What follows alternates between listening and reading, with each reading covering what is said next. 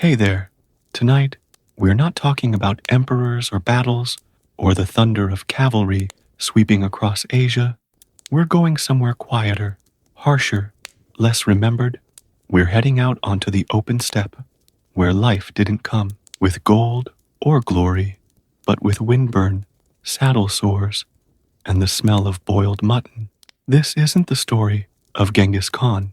It's the story of the people behind the horses, the herders, the cooks, the mothers balancing babies on one hip and yurts on the other, the old men who whispered weather, omen Thes into fire, the young riders who slept beside their animals with one hand on the reins and one ear tuned to the night. They didn't leave behind chronicles or monuments, but they left hoofprints, smoke trails, the imprint of lives lived entirely outdoors, under a sky so vast it made you feel small, and a wind so sharp it could take the warmth out of your bones before breakfast. If this kind of calm, slow history helps you unwind, feel free to like the video and subscribe. No pressure, only if it actually brings you a bit of peace. Let me know where you're listening from and what time it is. There's something quietly reassuring about imagining strangers falling asleep to the same sky. So, settle in, dim the lights, maybe pull the blanket a little closer, and let's begin. Because the truth is, most of us wouldn't last a day on the Mongol steppe. Not in that wind, not with that diet, not with that saddle under us for 14 hours straight.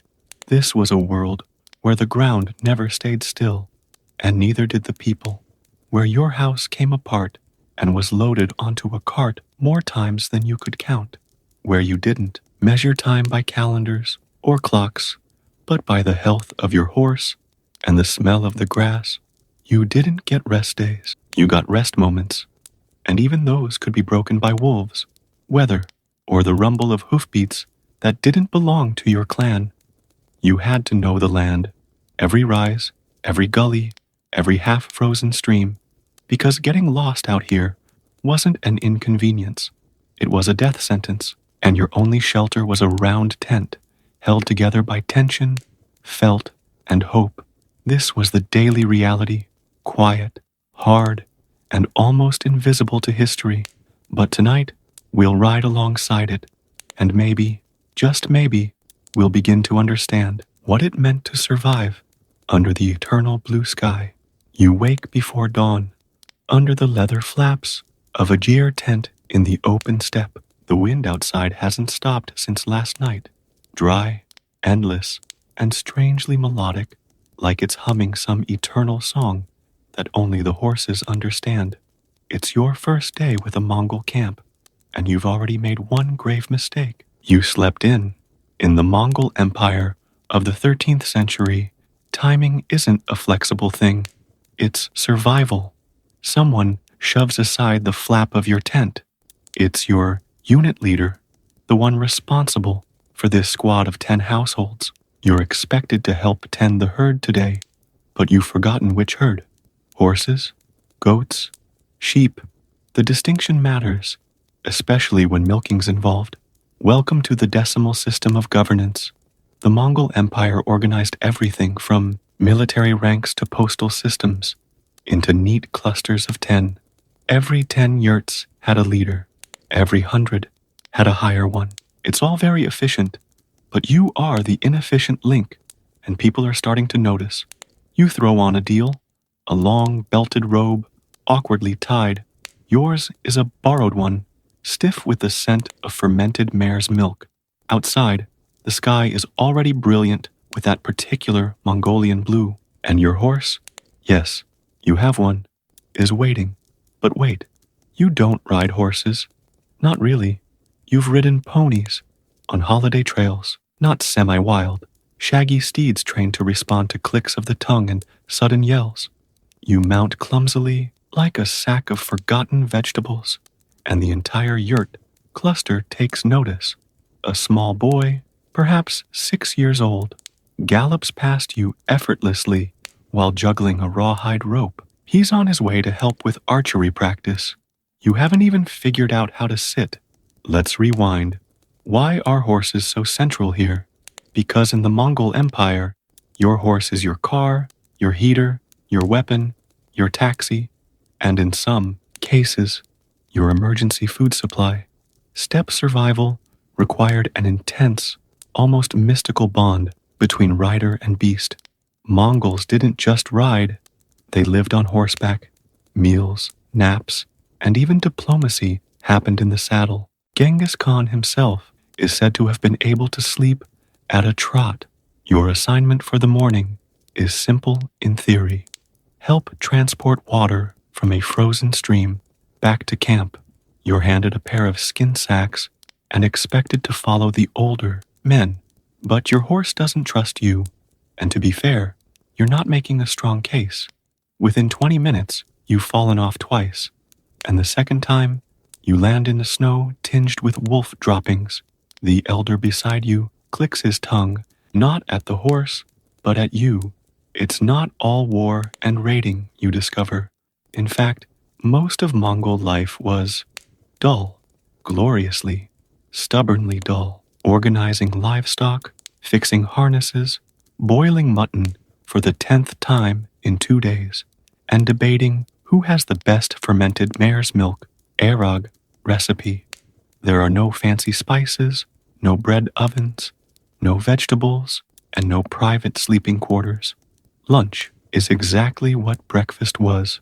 A bowl of meat boiled in its own fat. No salt. You are handed a bone and a dull knife and expected to work for your share of the marrow. You are learning that boredom, discomfort, and hierarchy were the actual glue of this empire. The military campaigns were dazzling, yes, but in between conquest were years of sheer survival in the cold wind. Children learned to hunt with birds. Elders repaired tents by feel, and no one, not one person, wrote anything down. Why? They didn't need to. Oral memory and exact repetition ruled everything. You've been told your next shift will involve the yam, the imperial postal relay. You think, oh, mail delivery, that'll be easy. But then someone hands you a paidza, a bronze medallion of authority, and begins to explain, very seriously, that if you drop it, lose it, or disobey its rules, you could be executed. No pressure. You're now expected to ride over 25 miles to the next station with a message in hand. The wind will slice your face. The snow will blur the tracks. And if you're lucky, the next camp will have a fresh horse ready for you. If not, you wait outside. Your message? You're not sure. It's written in Uyghur script, possibly detailing a tax report about sheep numbers in the Altai Mountains. You'll never know. But that message might move faster than any military force in the world. Night falls. You return to camp freezing, horse-sore, and trembling. You crawl into the ger and wonder aloud, how did anyone live like this? No one answers. They're already asleep. Sleep in the Mongol steppe comes lightly, if at all. The GR is warm, but only in the center, near the felt-lined walls, where you're curled. Your feet have gone numb. The fire sputtered out hours ago. Sparks hissed as horsehair rugs absorbed the last of the embers. There are no pillows. You've made one out of your saddle. In the morning, your host family greets you with the kind of stare that says, "We didn't think you'd last the night." Today, your assignment is to help prepare a sheep for ritual butchering. Not just any sheep. This one has been selected as a sign of good fortune for a seasonal offering. There's a right way and a very wrong way to do this. You ask for gloves. Everyone laughs. In Mongol tradition, the animal must be dispatched without spilling a drop of blood. The method? A swift incision under the rib cage to pinch the aorta. You are handed a flint knife, older than some kingdoms, and asked to observe closely. You do, too closely. You faint. You come to beside a small wooden shrine to the sky god Tengri. The elder smiles at you. kindly this time. Next time, he says, watch from farther away, farther away. The ritual done, you are told to gather dung for fuel, not logs, not twigs, dried animal dung. It's the lifeblood of the steppes' warmth, and you now realize how much of empire building involves humbling tasks performed with quiet efficiency. The dung is stacked into little pyramids beside every tent. You quickly learn to avoid kicking them over. These piles are sacred in their own way. A family's winter comfort depends on them. Firewood is almost non-existent. You don't complain because no one else does. You begin to notice patterns, how everyone knows which animals to move when a wind shift is coming, how tents are packed and moved within an hour without a single argument, how children are expected to shoot arrows by age 4, not as a novelty, but as necessity. Your back hurts, your hands are blistered, and yet you've barely traveled more than 15 miles from camp. Later, you sit with one of the elder women as she threads hair into rope. She's blind in one eye, but her hands move with practiced grace. She tells you how she once rode to battle with her husband, not behind him, beside him. Mongol women were rarely relegated to passive roles. They managed property, led households, and sometimes commanded troops. She tells you a story, how Genghis Khan's daughter, Alakai, ran a province larger than France, how women of the imperial family negotiated marriages and led armies when needed. This wasn't the Europe you read about in school. Strength isn't shouting, the woman says. It's knowing when to lead and when to let the horse walk itself.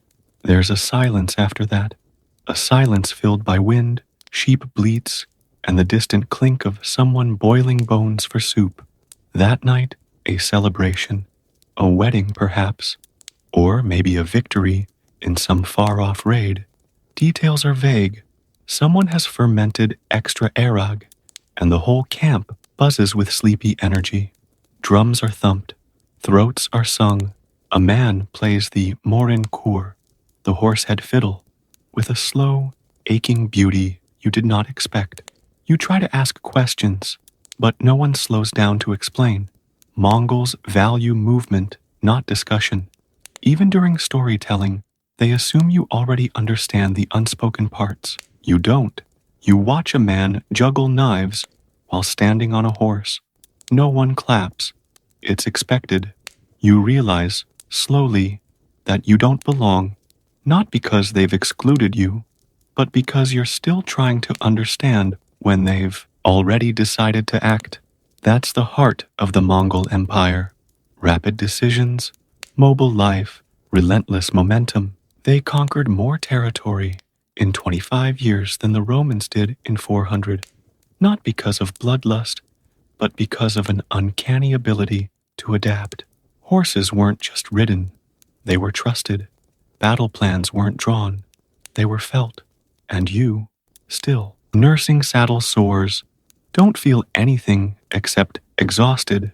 As you fall asleep to the sound of distant hoofbeats, a question circles in your mind like a kite caught in a crosswind.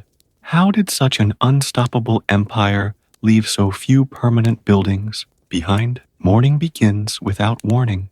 The camp is already awake. The fire is already lit. The air is so cold your eyelashes stick together, and someone has borrowed your boots. This is not considered theft. Everything here is shared, shifted, reallocated. Property is more fluid than the rivers that freeze in winter and disappear in summer. Today, you are riding with a Tumen, a full military unit of 10,000 soldiers. Except they don't look like soldiers. They look like shepherds, farmers, fishermen. Some are barely into their teens, others well into their 60s. Yet each carries a bow made from horn and sinew, tougher than steel and perfectly balanced. They travel with no tents, no supply wagons, only what can be carried on horseback. A man hands you a strip of dried meat and a knot of cheese so hard it might double as a weapon. This is Bortz and Arul, the road food of conquerors. You try to chew, but it's like gnawing granite. He laughs, snaps his between molars, and motions for you to suck on yours instead. Like candy, war candy. As the group moves across the plains, the rhythm becomes hypnotic. You travel in silence, save for the occasional whistle to keep pace. The Mongols preferred quiet marches. No drums, no banners, no glory speeches, just movement. Then, a halt. In the distance, smoke rises. Another relay station? An abandoned village? Perhaps a skirmish? You never know, because the commander doesn't explain. Orders are barked, and within minutes, the group disperses into 5 smaller units. You're left standing with one older warrior and a boy whose arrows are longer than his legs. The elder teaches you how the Mongols communicate in battle, not with flags or bugles, but with horns, flaming arrows, and messengers on horseback who memorize every instruction. You learn about their feigned retreats, a deceptive art form in which entire divisions pretend to flee, luring enemies into ambush.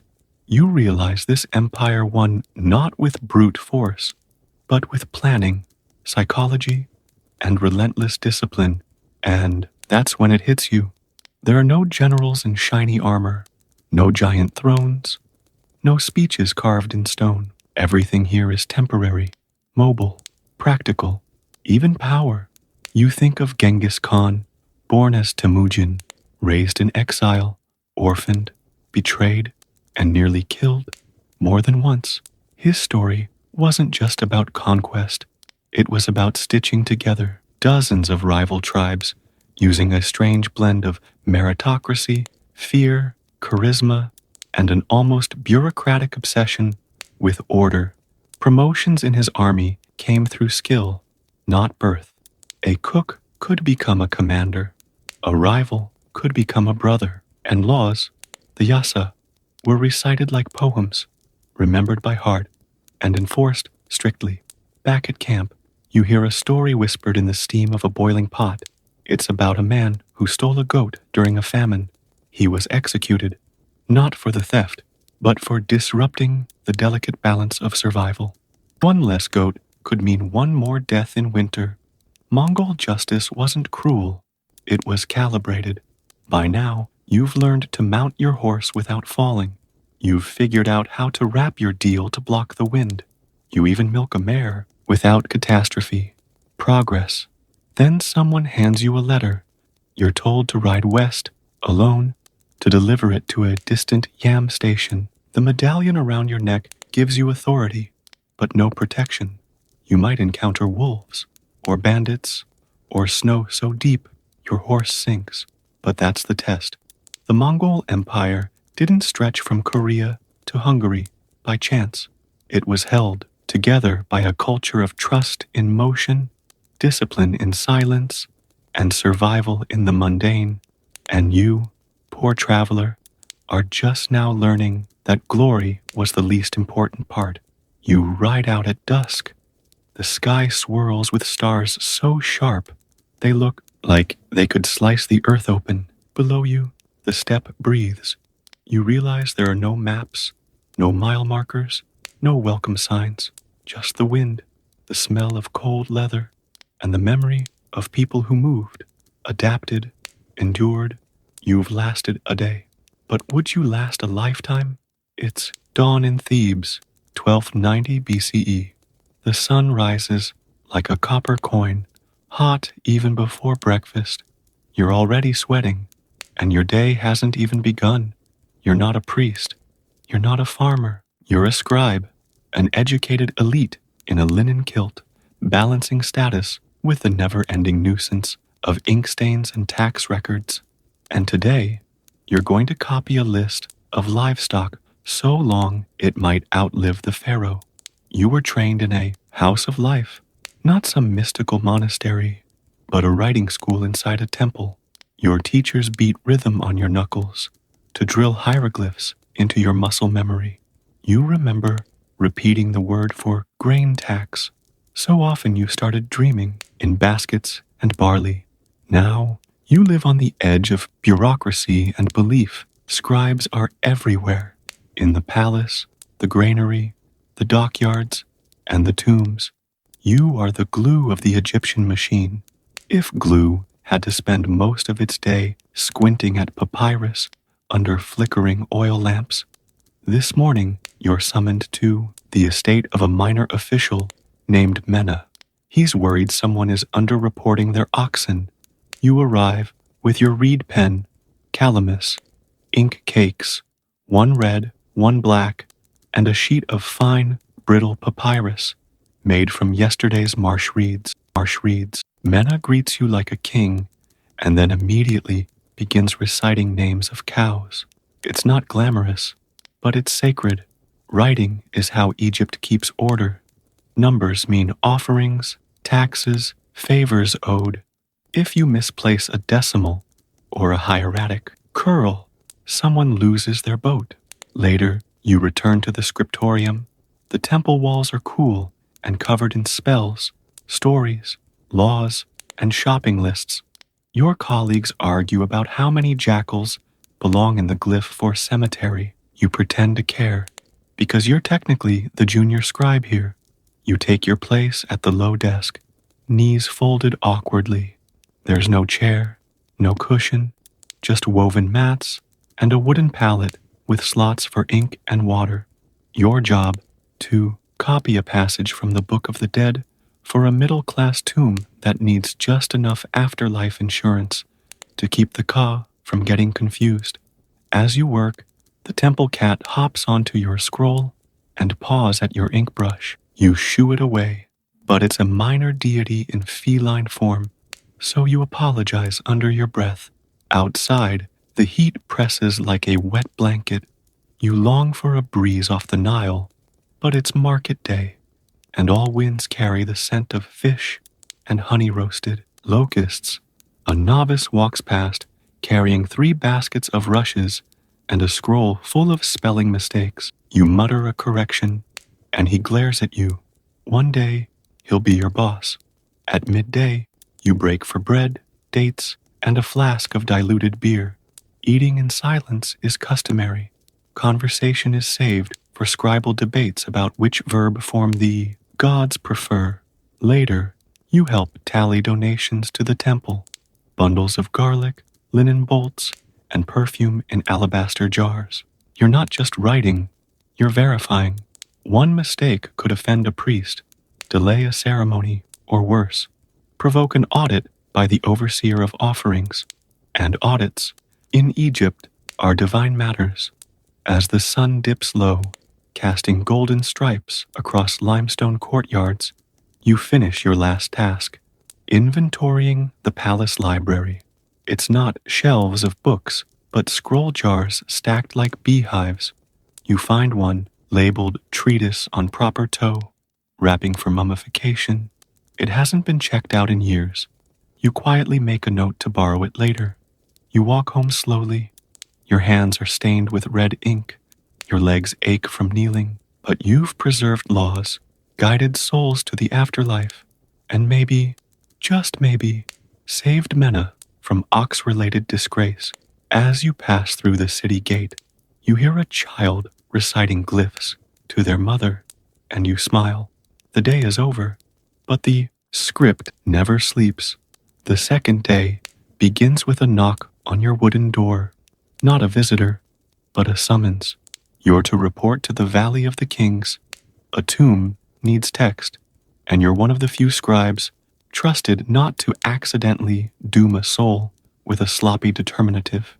You eat quickly, flatbread dipped in lentil paste, and throw on your linen sash. The air is dry and powdered with dust. Workers from the artisan village at Deir el Medina pass you, yawning, carrying tools, wrapped in cloth and clay pots filled with water. Everyone knows this day will be long. Tombs don't decorate themselves. Your donkey stumbles once on the path toward the cliffs, and you mumble a prayer to Thoth, the god of writing. He's your patron, technically, but you don't expect divine proofreading. At the site, you meet the foreman, who points to the entrance of a newly cut tomb. The walls are smooth and pale, like a canvas. A painter hums to himself as he sketches in the preliminary outlines of gods, serpents, suns, and spells. You crouch beside him and unroll your guide scroll, the standardized version of the Amduat, the book of what is in the underworld. But it's not a simple copy job. The deceased, a noble named Nakhnebef, had very specific requests. He wanted additions, extra prayers to Ra, a unique depiction of the field of reeds, and most curiously, a scene of him fishing in the afterlife. You sigh. More figures mean more captions, and your wrist already aches from yesterday's ox audit. Still, this is sacred work. You mix red ochre for headings and black soot ink for body text. You begin carefully inscribing a hymn to Osiris. May you open the way, O Lord of Silence, for the one who wears clean linen. You pause. Nakhnebef was not known for clean linen, but that's not your concern. Accuracy here means cosmic alignment, not personal biography. In this job, you're both editor and spiritual guide. A single misplaced glyph might confuse the underworld guardians or reroute Nakhnebef's soul into a crocodile. It's happened before. At least that's what the priests say. Outside, the sun blisters the cliff faces. Inside, the tomb stays cool. You settle into rhythm. Red for beginnings, black for detail. You measure each line with a string and adjust the spacing by eye. No mistakes.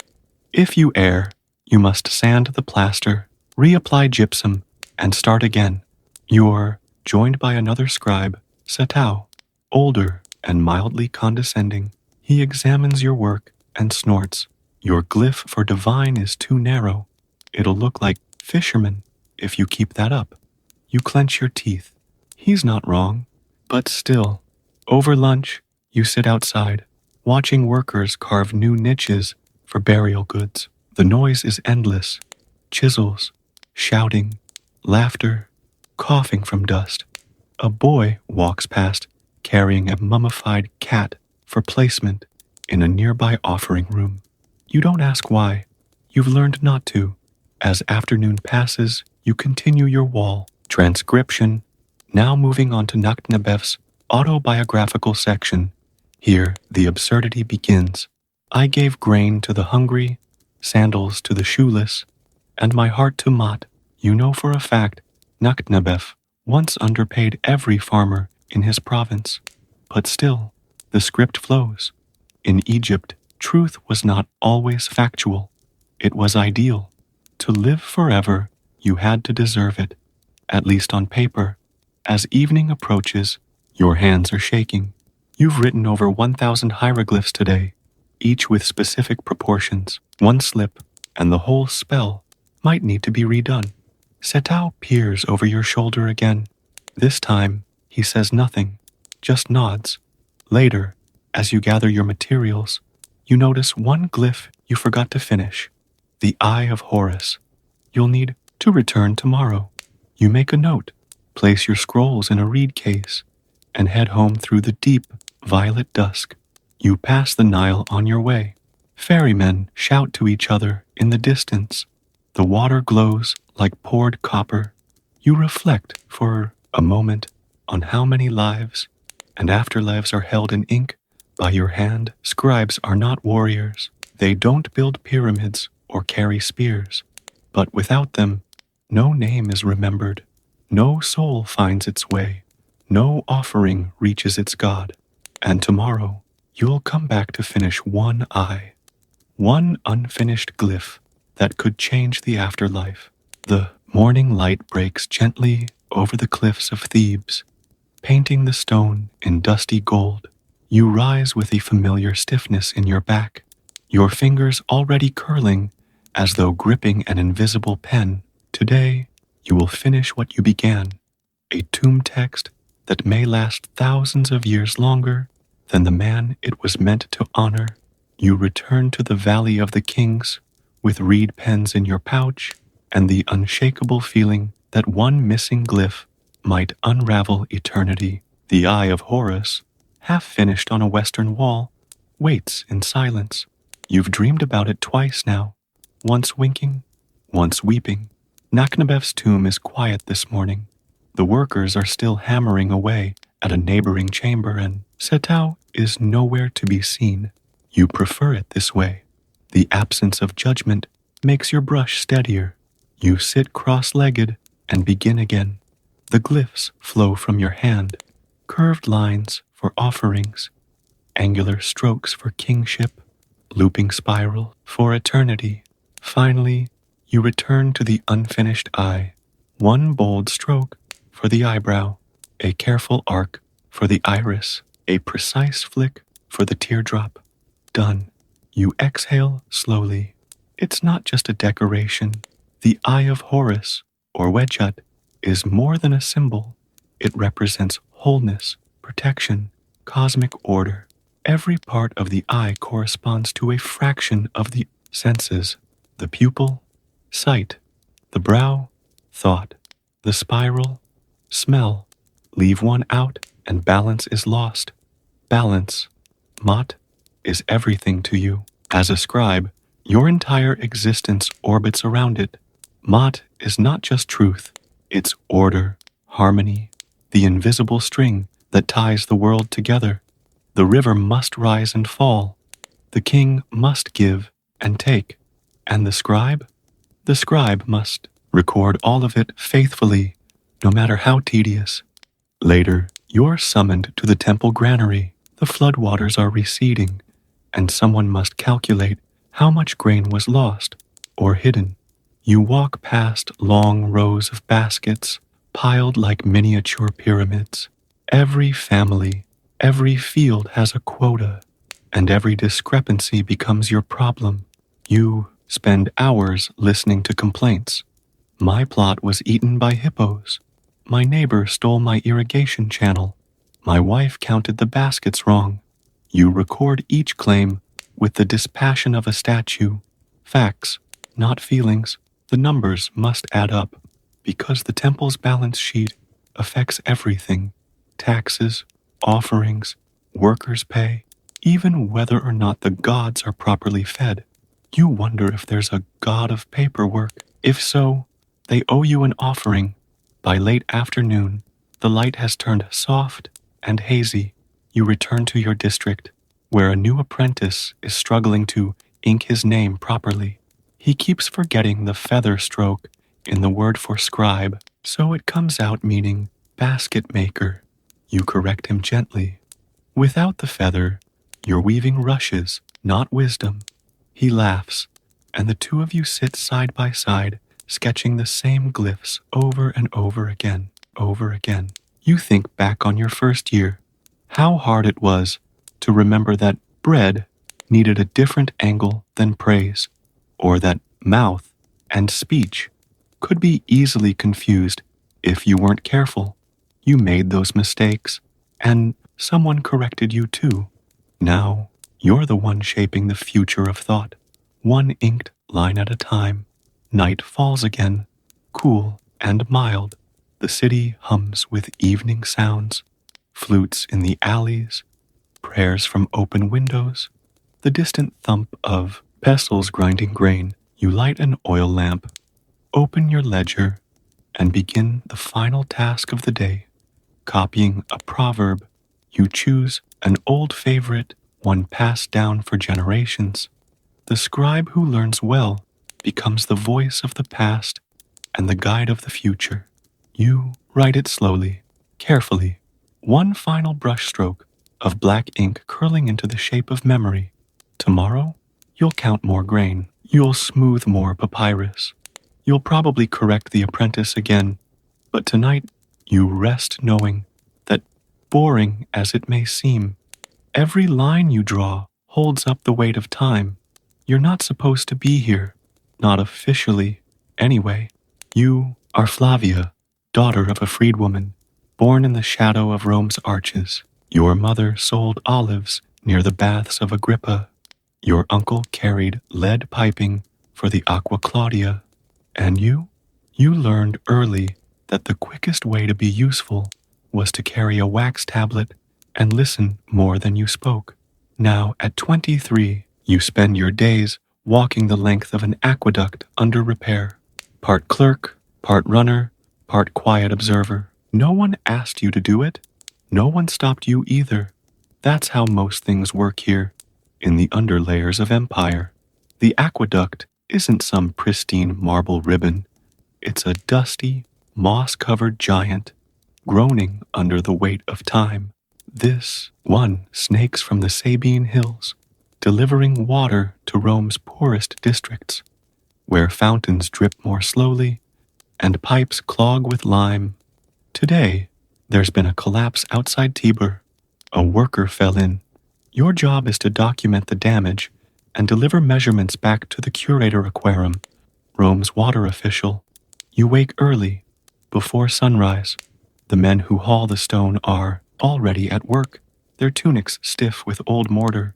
You pass them on the road, nodding. Most ignore you. A few mutter. One whistles. You tighten your scarf. Your tools are modest. A wax tablet with a wooden stylus, a bucket of measuring cords, and a leather satchel filled with notes transcribed from imperial orders. You carry them like secrets. At the work site, the air smells of wet stone and laurel smoke. A foreman squints at you. "Where's your husband?" he asks. You reply, "He's at the market, buying copper nails." You don't have a husband, but the lie keeps things easier.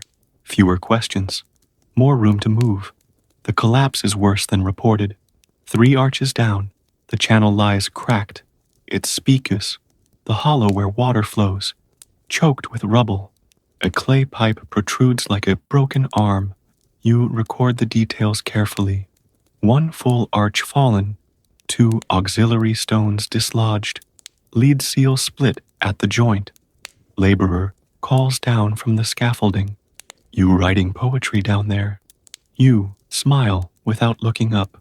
After the inspection, you walk the maintenance path alongside the waterway. It's cooler here, shaded by sycamores. You pass a cistern where 2 elderly women fill jars and gossip. One recognizes you. "You're the pipe girl," she says. "Tell them to clean the fontana before the festival. It smells like fish." You nod. You'll pass it on. You always do. By midday, your legs ache. You stop to eat. Bread wrapped in cabbage leaves, a few olives, and the last of yesterday's cheese. You drink from a public fountain, water gushing from a lion's mouth. You smile. The lion, the water, the cheese. It's all still here. Rome crumbling and alive. In the afternoon, you deliver your notes to the office of the water curator. You're not allowed inside, so you hand them to a boy who scowls and says he'll try not to lose them. You've learned not to argue. You've also learned to make copies. Before the sun sets, you return to the aqueduct for one last inspection. The foreman is calmer now, tired, muttering about how everything used to be built better. You agree, though you weren't alive when the arches were young. You trace your fingers along the stone, feeling the centuries in the cracks. You wonder, did the builders imagine someone like you would walk here one day? Neither slave nor citizen, neither wife nor widow, but simply here. You don't belong, but you're useful. And in Rome, that's almost the same thing. As you make your way home, torchlight flickers along the horizon. Another crew is setting up night scaffolds. Water waits for no one, not even emperors, and certainly not scribes without titles. You walk back in the hush of twilight, knowing tomorrow the arches will still need tending, quietly, diligently, and no one will remember your name, but the water will flow. The morning after the collapse, the worksite is louder. You arrive to shouting, the clatter of trowels against scaffolding, and a flurry of tunics. A Roman inspector has arrived, not a minor official, but a representative from the Curatoris Operum Publicorum, the Office of Public Works. He has no idea who you are, which is perfect. You stand to the side, scribbling notes on your wax tablet, eyes lowered. The inspector, in his crisp, white toga, complains about the opus cementitium, the Roman concrete, saying it's crumbling faster than it should. He blames improper curing. You know the real reason. It rained during the last pour. But no, one tells inspectors what they don't want to hear. You record every word. Beside the inspector, a junior clerk fumbles with a scroll. He's sweating more than the workers. You edge closer. You can read upside down. His numbers don't match the ones you submitted yesterday. You say nothing. Not yet. Instead, you move back toward the workers, toward Terentius, the foreman with a memory like an abacus. He's been building arches since before your mother was born. He speaks in grunts, but he trusts you. You check his repair ledger. 2 carts of pozzolana ash, 4 sacks of lime, 17 bricks short of what was requisitioned. That's the problem. Someone's pocketing materials. It wouldn't matter, except that the repair is due by the Ludi Romani, a festival in honor of Jupiter. If the aqueduct isn't finished, half the southern district will have no water for their offerings, and the priests will complain to the Senate. You've seen what happens when temples run dry. Blame flows faster than water. You return home late, thoughts heavy. Your mother asks if you'll ever get paid for this work. You say no. She nods, unsurprised. Then she hands you a small bronze key, the one to her old storeroom.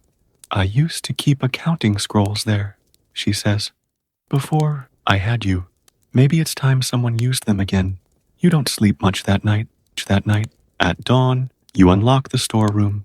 Dust everywhere. Broken amphorae. Mice. But also bundles of wax tablets, rolls of linen, fragments of lead piping. And under a stack of cracked roof tiles, you find it. A ledger in your mother's hand. You run your fingers over the names. She tracked suppliers, tax payments, even interest on tool rentals, quietly, privately, like you. It's a kind of inheritance, not of coin, but of method. Inspired, you compile your own report, not for the inspector. For the truth, you list every supply request, every delivery, every miscounted brick. You write carefully, but you also write clearly, because you're going to give it to someone who can actually read it. Which is how, that afternoon, you find yourself back at the office of the water curator. The boy from before tries to wave you away, but this time, you don't hand him anything. You wait. After half an hour, a pale man with sharp, ink-stained fingers appears. His tunic is too fine for a worker, too plain for a senator. You recognize him, Licinius, a senior scribe to the curator himself. You offer him your wax tablet and say only, "There's a shortage no one wants to admit."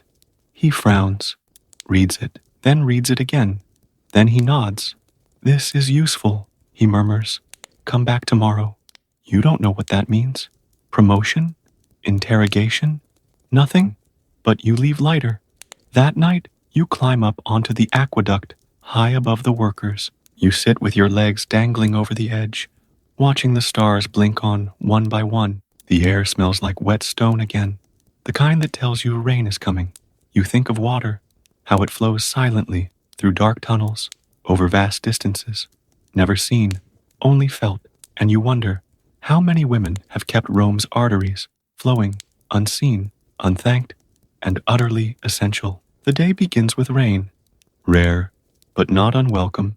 You wait beneath a tiled overhang, just outside the Opus Punctatum repair yard, watching the rivulets trace patterns through lime dust. The road glistens, but the aqueduct crews are already at work. Rain doesn't delay deadlines in Rome. Water must flow, whether from cloud or stone. You wonder if Licinius meant what he said yesterday. "Come back tomorrow," he told you. Not a promise, but not a dismissal either. It's more than you've been given before.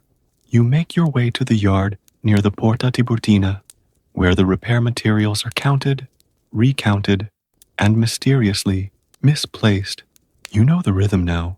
Who moves what? Who signs which scroll? And who always happens to be somewhere else when bricks go missing? It's Cassianus. Always Cassianus. A mid-level supplier with clean hands and a loud voice. He signs deliveries without looking, over-reports lime, and under-reports lead. He laughs too loudly, acts too helpfully. You ask to borrow his inventory scroll. He shrugs, waves you off. Ask the foreman. You smile. I already did. Later, you meet Licinius in a corner of the curator's office. He's already unrolling a fresh papyrus.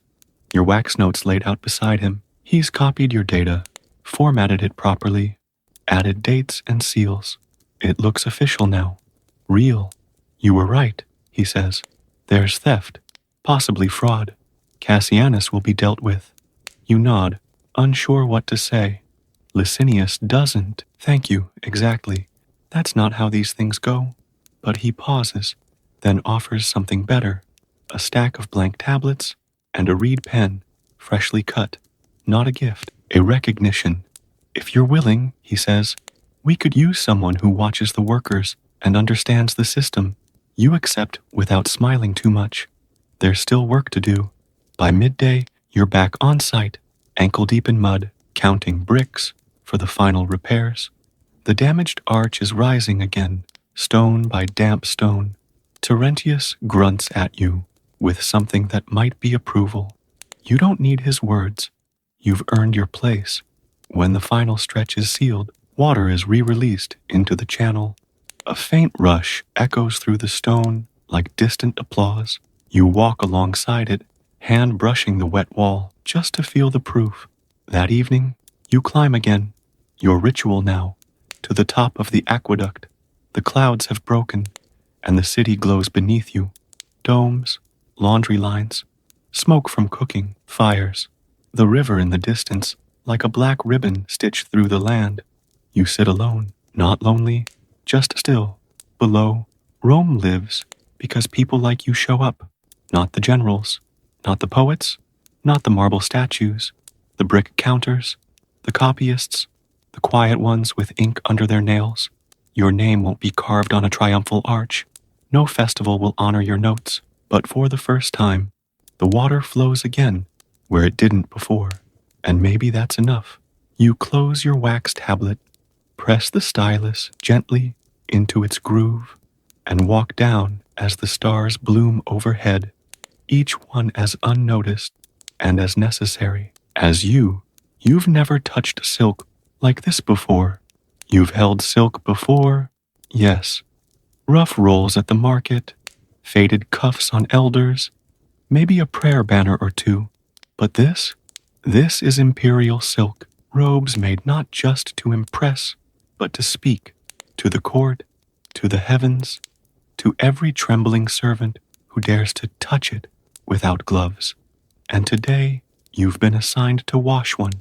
It's the year of the fire dragon, 1524, in the Ming Dynasty. You're in the palace laundry quarter of the Forbidden City, one of dozens of nameless women in a vast, silent operation. You don't speak unless spoken to. You don't look at the robe too long, and you don't, under any circumstances, fold it wrong.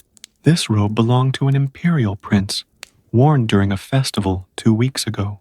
He dropped goose grease on the sleeve. You know this not from gossip, but because your team was summoned at sunrise by a courier holding a red lacquered tray and a single brushstroke, woo, stained. That one character changes everything. You are the 13th in a chain of 47 women assigned to the garment's recovery. Some cut soap root, some steep starch, some boil water in bronze pots. Others read imperial manuals from generations ago, their pages wrapped in oilskin and handled with chopsticks. Your job today is fabric turning, gently rotating the inner lining of the robe as it's soaked, avoiding any fold that might warp the brocade dragons. It sounds simple. It isn't. The robe is embroidered with 5 clawed dragons, the highest symbol of imperial power. To touch it wrong is to misrepresent heaven itself. The dragons are made from gold-wrapped thread. The eyes, each hand-knotted, are rumored to follow movement. You're not sure if that's superstition or poor lighting. Inside the laundry hall, you work beside steam, always steam. The vats are hot, but not boiling, infused with soap berries, rice water, and crushed lotus root. The scent is oddly calming, like a field after rain, but you can't relax. Not here. Each robe has a dossier. A scribe sits nearby, recording every minute. Soak time, water temperature, who handled what, when, and how. If the garment fades even slightly, the scribe will report it. If the stain spreads, the robe may be burned, and someone may be dismissed. You don't ask what that means. As you turn the fabric in practiced rhythm, your mind drifts. You think of your aunt, who worked in dyeing. She once told you that color is the closest thing to magic humans have. That to fix it in cloth is to fix a moment in time. She'd never seen court robes, but she would have wept to touch this one. Hours pass in silence. The robe is lifted and suspended over bamboo rods, steaming gently. You begin blotting it dry with silk pads, never cotton, which scratches. The final blotting is done by the most senior launderer, whose hands have not cracked in 15 winters. She moves like a shadow, whispering to the fabric like an old friend. You realize, as she works, that this is not laundering, it's ritual. The robe is finally wrapped, not folded, and placed in a cedar-lined box with fresh camphor. You write your name on a narrow slip of rice paper and tuck it discreetly into the outer wrapping. No one will see it, but you'll know as the box is carried away. You catch a glimpse of the embroidered hem glinting in the late sun. 5 dragons, 47 women, 1 robe, and tomorrow there will be another. The robe is gone, but not forgotten. Its box was taken at sunset yesterday by 2 eunuchs from the inner ward, wrapped in embroidered silk and carried with the care of a relic. You watched from the side as they vanished into the corridor of gold-tiled roofs and red-lacquered beams, their footsteps perfectly matched, not a single stitch out of place. You should be done, but you're not, because today the evaluation begins. The robe will be inspected by a textile overseer from the Bureau of Attire, known more for his fastidiousness than his forgiveness. You've never met him, but you've heard stories. How he once disqualified an entire batch of ceremonial gloves because the stitching was half a thread too wide. How he smells sleeves for detergent residue. How he never, ever smiles. So today, your job is anticipation. You and the rest of your laundering team are summoned early. You don't return to the steaming halls. Instead, you sit under the covered walkway near the inspection courtyard, backs straight, hands folded, mouths closed.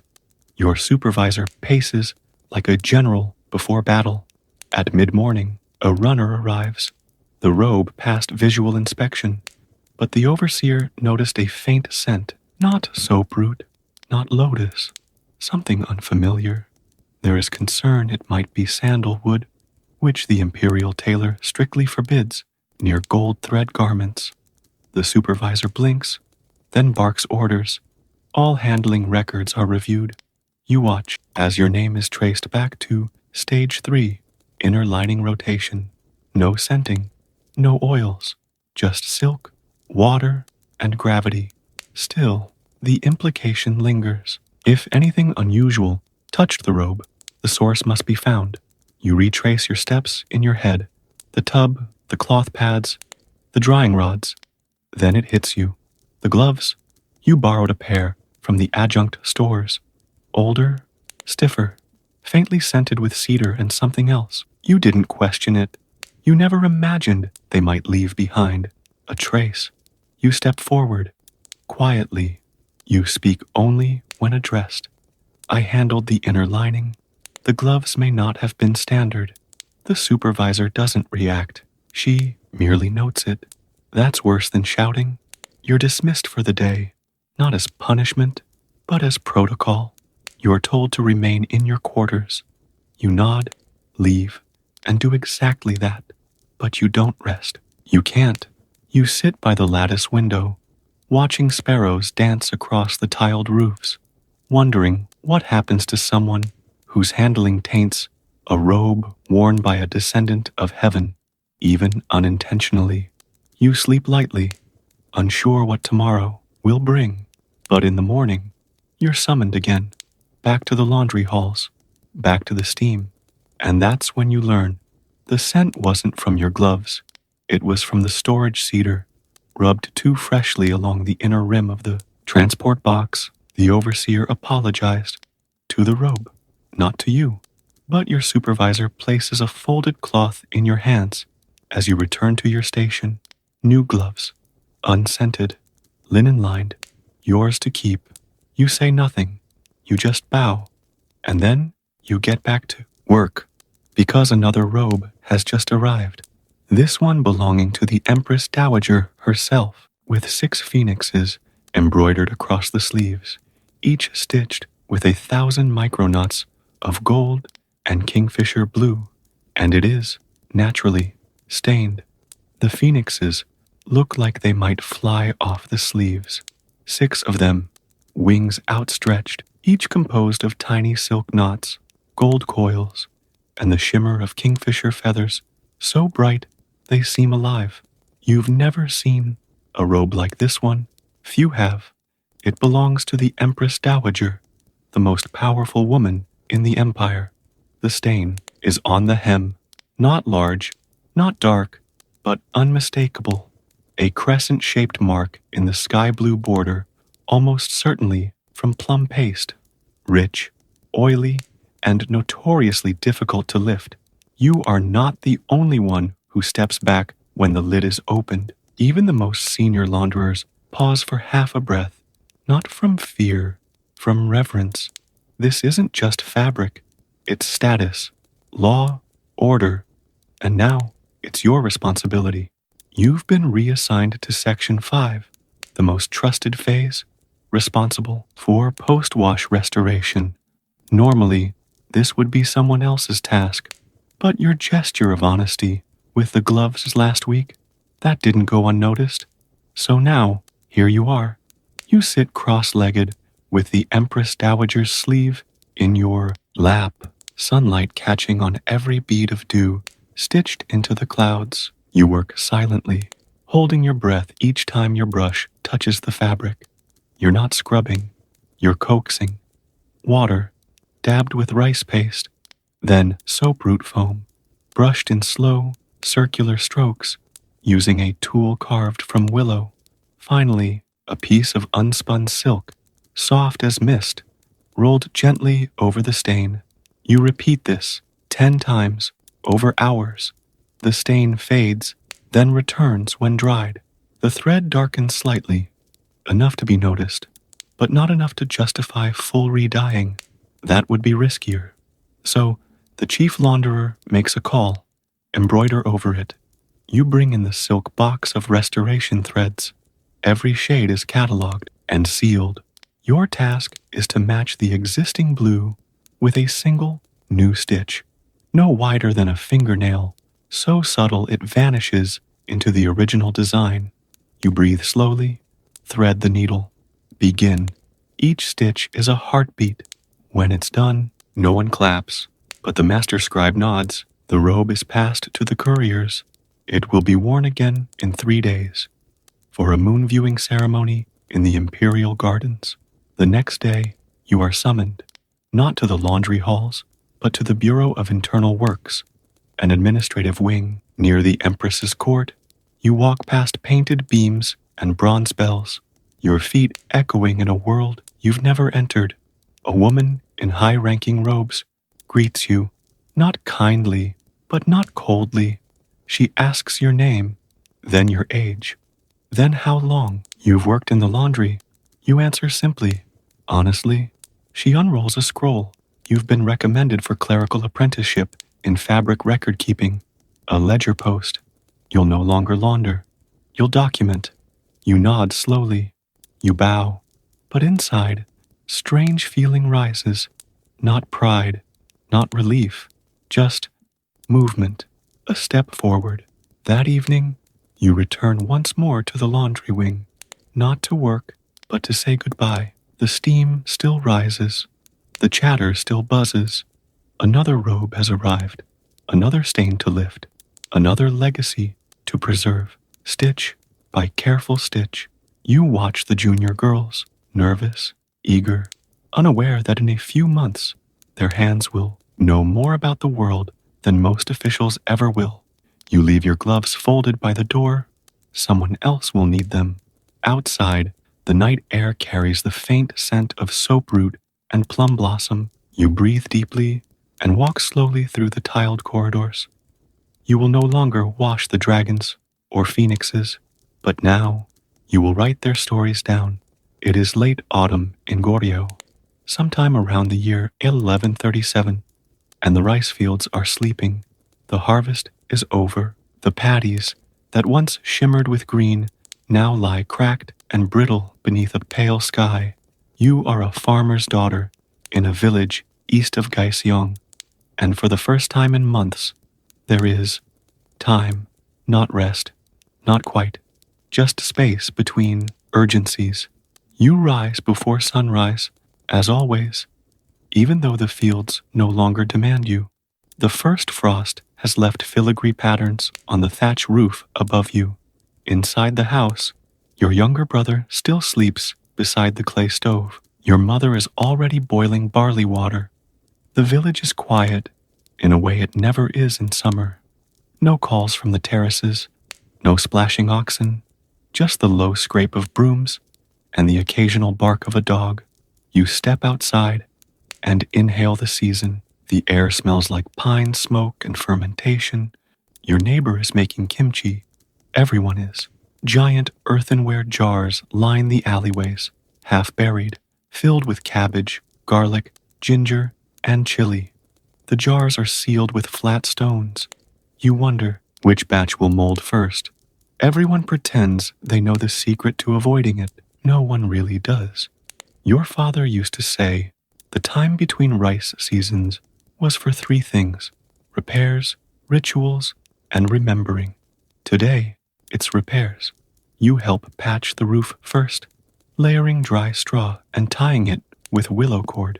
The roof has sagged slightly over the cooking hearth, warped from summer storms. As you work, an old man passes by carrying a string of woven sandals. He's the village sandal maker, and this is his busiest time. No one wants to weave straw in the monsoon. After the roof, you and your mother scrub last season's tools, sickles, spades, the rice-pounding pestle. You heat them near the fire to dry, then rub the handles with sesame oil. Tools are like animals, she says. Treat them well, or they bite back. At midday, the pajon is ready, a scallion pancake fried in last year's oil. You sit with your legs tucked under, sharing the meal with two neighbors who've come to trade radish for charcoal. Conversation is slow, measured, unhurried. Between rice seasons, no one talks fast. Even arguments soften. In the afternoon, your uncle visits with a cracked yoke from the ox cart. He sits on the porch, carving a new one with his curved knife, while you grind dried pepper for storage.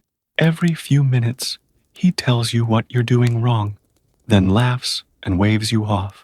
This is the rhythm of winter prep: critique, correction, quiet companionship. Before sunset, you visit the family altar. It's not a large one, just a lacquered box, a portrait scroll, and a handful of incense sticks. Your grandfather's spirit is said to linger most in the months between seasons. He liked silence, your mother always says. So talk softly. You light the incense and bow twice, then whisper the list of what's been repaired. The altar is not for wishes. It's for reporting, a sort of intergenerational memo. That evening, The village gathers around a small drum circle near the communal kiln. The potters have fired a batch of new jars, and tonight is cooling night. Children chase each other in the glow of the kiln's dying fire. Someone plays a bamboo flute. An old woman sings a rice song with half the words missing. It's not a holiday. Not really. Just a space between labors. You sit beside your cousin and watch sparks drift into the dark. She's weaving cord with her fingers, not speaking. You do the same. Between rice seasons, there is no need to fill the silence. Tomorrow might be ritual day, or story day, or inventory day. But tonight, the fields sleep, and so does the urgency. The next morning smells of ash and pickled radish. You wake to the soft crackle of your mother starting the fire and the rhythmic thud of someone outside pounding rice cakes. It's ritual day, the time between the harvest and first frost, when the village honors ancestors, asks for winter mercy, and repays debts to the spirits believed to walk the land when the soil lies dormant. You dress in your second-best yogori, worn at the seams but neatly mended. Your mother ties your sash tighter than usual.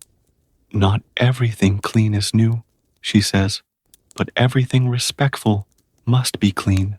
You carry bundles to the ritual site just past the edge of the village, a shaded clearing near an old zelkova tree. There's no temple here, only a flat stone, half buried, with a faint carved ring around its edge. This is the Jangsung Grove, guarded by the wooden totem poles, carved to resemble spirits, with fierce faces and bulging eyes. Today, they're dressed with straw garlands and bits of cloth from each household. Yours is a red ribbon, frayed at one end. You hang it quietly and bow. The elders have already begun setting up the offering table. Dried fish, jujubes, fresh rice cakes, and bowls of magioli. Nothing fancy, just enough to show respect. A small boy tries to sneak a rice cake. His grandmother smacks his hand without looking. As the ritual begins, the village shaman, a woman in faded robes with silver bells braided into her hair, chants slowly, beating a flat drum with a stick wrapped in deerskin. Her voice rises, then drops into a gravelly whisper. You don't understand every word, but that doesn't matter. The rhythm speaks for itself. The ritual is not flashy. It isn't for spectacle. It's more like maintenance, just like patching roofs or mending tools.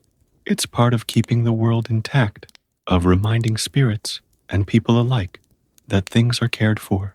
When the chanting ends, you help distribute warm rice porridge and steaming mugs of barley tea. A group of men from the next hamlet arrives late, claiming their ox cart lost a wheel. No one believes them, but they're still offered food. In the afternoon, the children scatter, the offerings are cleared, and you help your cousin carry the leftover cloth back to her home. She's older than you, married to a stonemason, but still wears her hair long, a quiet rebellion.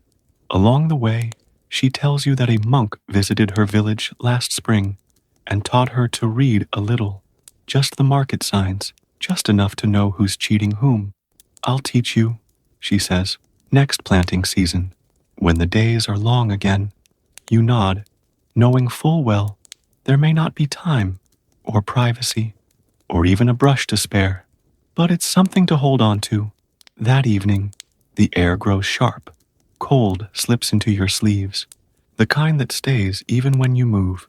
You wrap your arms tighter and help your mother bury the spent ash from the stove near the storage shed. She drops a pinch of it near the threshold and mutters a blessing against rodents. Better to warn them, she says, than to trap them. Before bed, you inventory the family's root cellar. Jars of soybean paste, bundles of dried fish, stacks of firewood, and one half-filled jug of chestnut wine, your uncle insists, is for medicinal use. You run your fingers along the rows and whisper a tally to yourself, just like your grandfather used to do when his sight began to fail. Then you sleep, And outside, beneath the straw roofs and the sleeping fields, the spirits, it said, finish their own counting. By the third week after harvest, the sky over your village has changed. It's not just colder, it's quieter, as if the very air is settling in for winter. The sun rises later, lower, more golden. Your footsteps crunch now in frost, not mud. The rice paddies have stiffened into flat, silver fields, as if waiting for someone to etch a poem into their surface. You rise, as always, before dawn. Your hands are stiff from the cold. You rub them over the stove's clay lid and drink warm barley water with a pinch of salt. Outside, your mother is weaving straw mats. Your younger brother has taken to carving miniature oxen out of firewood scraps, his own small ritual for chasing boredom away. Today is for remembering not ancestors, not gods, just life, quietly, without ceremony. Between rice seasons, time is not marked by battles or births, but by repairs made, jars filled, promises kept. So you decide to visit the edge of the old pine forest where your father once tied prayer flags when the rains came too late. You don't remember much about him, only his smell, earthy, sharp, like millet mash, and the way he used to whistle through his teeth while sharpening tools. But the hilltop still knows him, and as you walk the path, now lined with dried leaves and moss-slick stones, you feel that kind of memory that isn't yours exactly, just close enough to borrow. At the top, the view opens. The terraced paddies, the clustered roofs, the lines of smoke rising from every hearth. You sit, fold your hands in your lap, and let your breath fog the morning air. You've brought no offering, just presence. Later, back in the village, it's story time. This, too, is a winter tradition. The elders gather under the largest pine, bundled in old robes, to spin tales like yarn. There are no scripts, no introductions, just one story threading into the next. Fables about fox spirits, rice gods, wandering monks who speak to frogs, and kings disguised as paupers. You sit quietly, mending a rip in your sleeve, and listen. Everyone knows the endings, but no one rushes to get there. That's the point. After the last tale, your cousin leans over and whispers, "Next week, I'll teach you your name in letters." She's made you a brush from horsehair, tied with thread, wrapped in paper, a gift, but not declared as one. That night, you go to bed early. The cold creeps in around the doorway, but the blankets are warm, layered with old straw and last year's hemp cloth. Your mother hums a lullaby as she stacks kindling by the stove. It's a song about frogs and spring. It always is. You fall asleep, knowing the days are shrinking, the jars are full, and the plows have been sharpened. The world is still, not idle, but preparing. The rice will grow again. But for now, the earth breathes out, and you breathe with it. You don't sleep through the night. You never have, not since entering the monastery. It is the year 998 CE, and you are Brother Theophanes, a low-ranking monk in a stone-walled monastery, perched along the slopes of Mount Latros in the Byzantine Empire. The Aegean Sea lies far below, barely visible, but always present in the wind. You wake in total darkness, not because you're restless, but because you are required to. The monastic schedule, or typicon, demands a life not ruled by sunlight or seasons, but by hours, canonical hours, evenly spaced and serenely relentless. There is no such thing as a full night's rest. Sleep is measured in fractions. The first, rising, is just after midnight, Mesonicticon. A bell tolls 3 times, muffled by thick stone and snow-dampened air. You rise from your thin straw mattress on the floor. The chamber is cold, even though you sleep beside 5 others. No one speaks. You wrap yourself in your cloak and step out into the corridor. The only light is from a clay lamp in a niche. Its flame wavers. You think, as you always do, that it smells faintly of fish. The chapel is already full of shadows. The elders are there before you, bowing low, hands crossed on their chests. You kneel at your place and begin the midnight vigil. Long psalms, soft chanting, occasional coughing from Brother Sergios, who never fully recovered from last winter. This vigil lasts over an hour. It is not rushed. Nothing in the monastery is rushed. You chant even when your stomach growls. You bow even when your spine aches. After the vigil, you return to your cell and sleep again. This time, maybe for 3 hours. Second rising comes before dawn at Orthros, the morning watch. You rise again, not groaning, not joyfully, just rising like a tide responding to the moon. At this hour, the prayers are different, more hopeful, slightly brighter in tone. There's mention of resurrection, light. You latch onto those words, not because you're eager for metaphor, but because the chapel is still freezing, and you can see your own breath when you sing. After the service, the monks gather in silence in the refectory. Breakfast is bread and watered wine. No cheese. Cheese is for feast days. You chew slowly, eyes lowered. You are not to speak. If you must ask for the salt, you gesture. If you drop your spoon, you pick it up without sighing. These are small tests. The walls, remember. The day ahead is filled with the usual tasks: mending, copying, collecting herbs from the snow-stiff garden. You will help Brother Marcos in the scriptorium, illuminating the margins of a manuscript about the lives of saints. You're not very good at it. Your rabbits look like goats, but the abbot says God notices effort more than elegance. You nod every time. Midday brings the 6th hour prayers, a bell, a bow, a chant, then lunch, lentil stew with more bread. You might think this life feels crushing. In truth, it doesn't. It's simply slow, intentionally. So, the monks do not believe in urgency. They believe in watchfulness, nepsis, and awareness of time passing, of breath moving, of thoughts forming and dissolving. Even sleep is watched, and when it comes again, in short bursts after the 9th hour prayers, and before apodapnon, nightfall office, you take it gratefully. You sleep on your side, wrapped in wool, listening to the faint creak of the wind against the shutters. You dream, if at all, of sea salt and candlelight. The final prayer of the day happens just after dark. You rise once more, chant in low tones, then return to bed. The pattern resets. You sleep, you rise, you pray, you sleep again, not because you must, but because this is the shape your soul has taken. It is the 2nd week of Lent, and sleep has become even more elusive.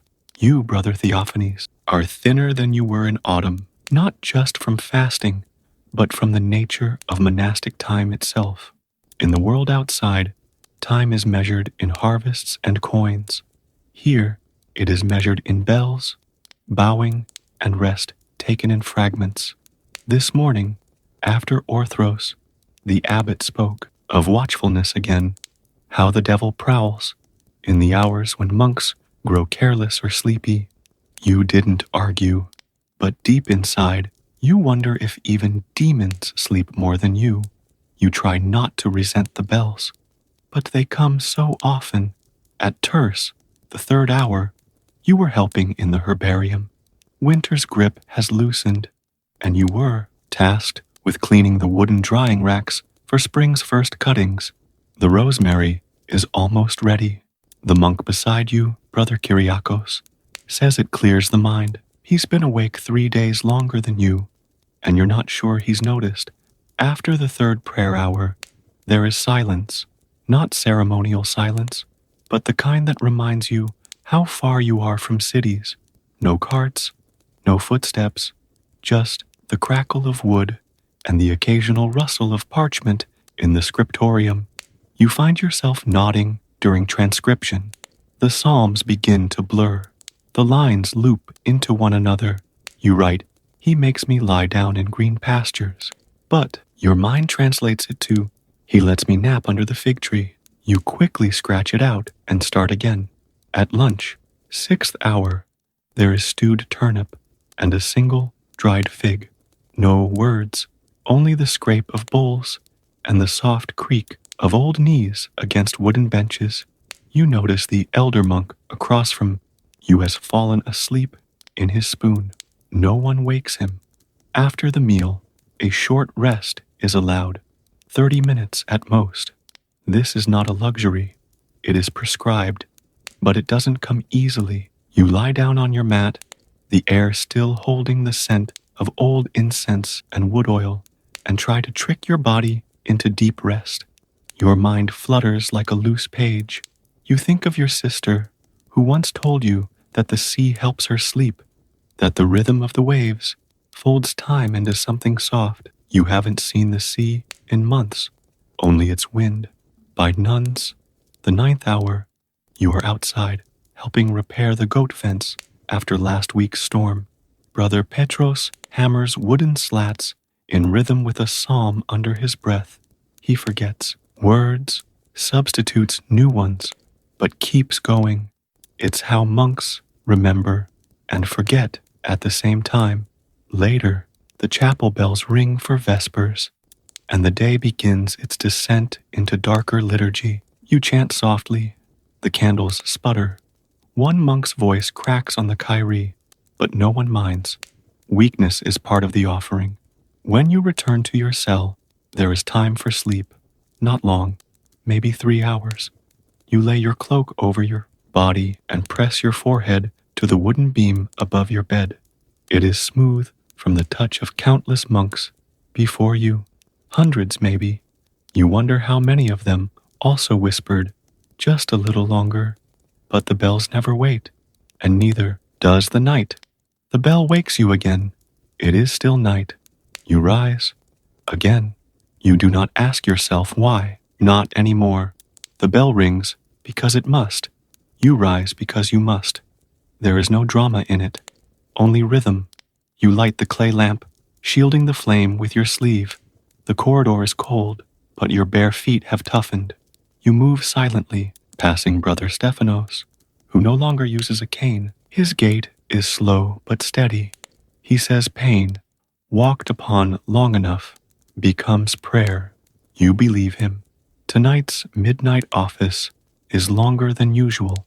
Psalms mixed with readings from the Desert Fathers. There's a passage about Anthony of Egypt, who once refused to sleep for 20 days, battling demons with little more than patience and hymns. You don't aim to match him. You simply aim to remain awake. Your voice joins the others in low chant, echoing faintly through the stone. It is not music exactly. It is devotion in slow motion, sung for God, but shaped for the soul. You know the Psalms by heart now, how they rise and fall like breathing. After the service, you return to your cell, body heavy, but strangely calm. You sleep again, this time more deeply. The air has warmed slightly, and someone has patched the gap in the shutter. You dream of something soft. You can't remember what. At sunrise, the morning office begins. The horizon blushes with color as the bells ring once more. Today is a saint's feast day, which means a longer liturgy and, whispers say, a boiled egg with breakfast. In the refectory, someone smiles. You almost do too. After breakfast, your daily work begins. Today, you're assigned to candle making, beeswax, linen wicks, copper molds. The process is slow, repetitive. You love it. Candle work requires stillness. Wax must be watched as it cools, but not touched. The slightest tremor, and the taper warps. You pour and wait, each one shaped by time, not force. You think, as you dip, of how sleep is the same. It cannot be taken, only received. The abbot speaks at midday, just briefly, He reminds the brothers that spring is near, that the days will stretch again, and so will the hours of labor. But he also says, rest is holy when it is part of order. You write it down later in your notebook. That night, after final prayers, you lie down for the last rest of the day.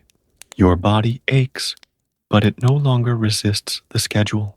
It trusts it. Your eyelids lower like chapel doors. Your breath follows the cadence of the Psalms. You sleep not to escape the day, but to prepare for the next prayer, because this is how your soul is shaped now, slowly, faithfully, in sleep and song. And when the bell rings again, as it always will, you will rise once more, not because you must, but because somehow you want to.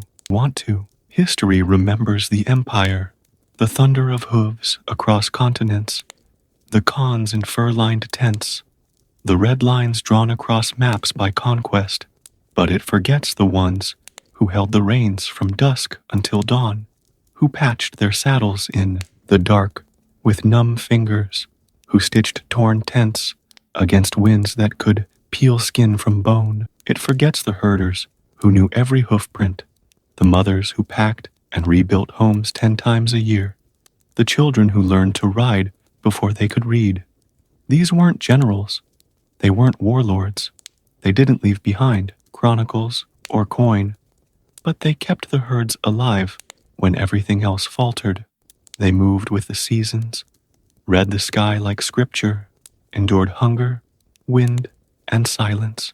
They didn't rule the world, but they held it quietly, without applause, and for longer than most will ever remember. If you're still awake, thank you for staying with me this far. I hope the quiet rhythm of these stories helped bring you some peace tonight, or at least gave your mind a softer place to rest. If you'd like to hear more slow, steady history like this, feel free to subscribe. No pressure, just whenever you're ready to come back. Until then, may your blankets stay warm, your dreams stay gentle, and the winds, wherever you are, be kinder than the ones on the step. Good night.